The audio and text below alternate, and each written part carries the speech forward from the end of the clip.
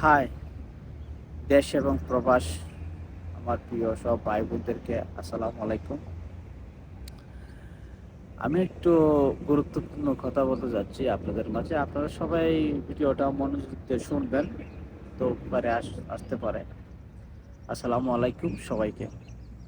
দেখেন, আমি যে বিষয়টা নিয়ে আমি কথা বলতে যাচ্ছি, এই যে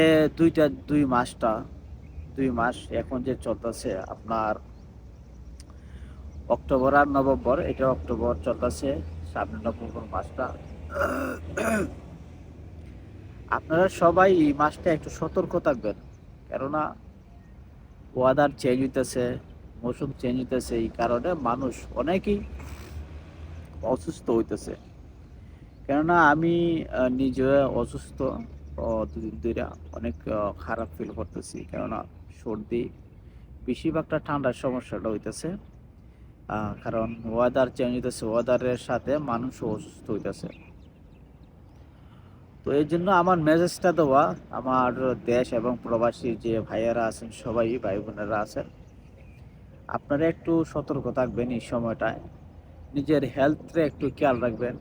আমরা যদি ভালো থাকি তো সব ভালো। দেখেন, সুস্থতা হইল একটা আল্লাহর নিয়ামত। যারা সুস্থ আছে আলহামদুলিল্লাহ, আর যারা অসুস্থ আছে আল্লাহ পাক যেন ওদেরকে ভালো রাখে, সুস্থ করে দেন, আমিন।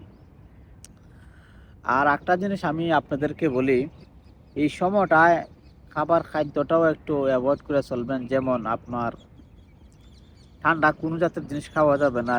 ঠান্ডা যেমন 7 আপ, কোকা-কোলা, পেপসি, যে কোনো জিনিস এগুলা খাওয়া যাবে না। কেননা এগুলা খাইলে ঠান্ডাতে কিন্তু কারো কিছু হ্যাপেট হয়, আপনার অনেক কিছু হ্যাপেট হয়ে যায়।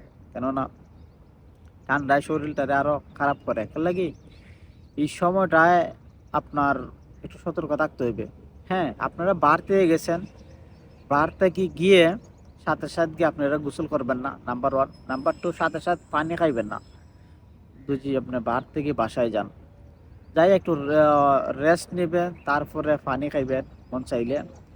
আর সাথে সাথে গিয়ে ওই আপনারা গোসল করবেন না, আরামসে গিয়ে আর একটু রেস্ট টেস্ট করে তারপরে গোসলটা করবেন। কেন কি, এটা আমি অলরেডি আমি ভুগতাছি।